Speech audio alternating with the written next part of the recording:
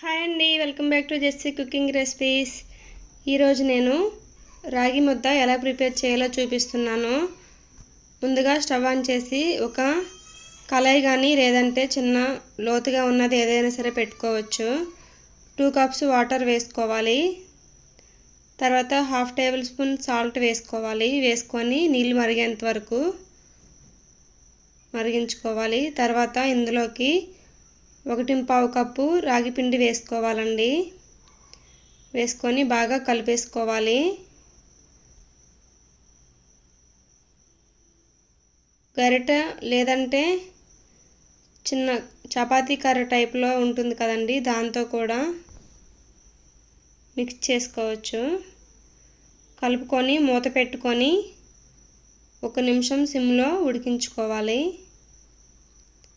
1 నిమిషం తర్వాత మూత తీసి చూద్దాం. రాగి ముద్ద రెడీ అయిపోయిందండి.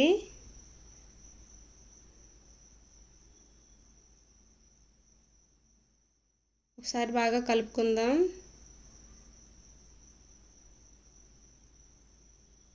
ఇప్పుడు స్టవ్ ఆఫ్ చేసుకొని కిందకి దించుకొని చేతికి ఆయిల్ అప్లై చేసుకుంటూ కొంచెం వేడిగా ఉంటుండగానే రౌండ్గా చుట్టుకోవాలండి, లేదంటే చల్లగా అయిపోతుంది. అలా చుట్టుకోవడం వల్ల ఎక్కువసేపు వేడిగా ఉంటుంది.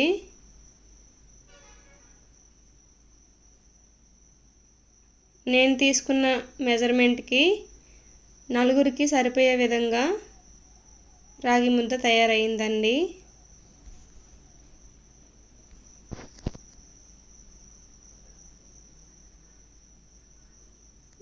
దీంతో chicken curry, mutton curry, fish curry, పచ్చి పులుసు లేదంటే ముద్దపప్పు వీటిల్లో ఏదైనా సరే సూట్ అవుతుందండి. గుడ్లు పులుసు కూడా బాగుంటుంది ఇందులో.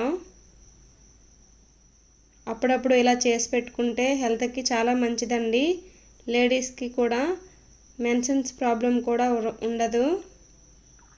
నడుము నొప్పి కూడా తగ్గుతుంది.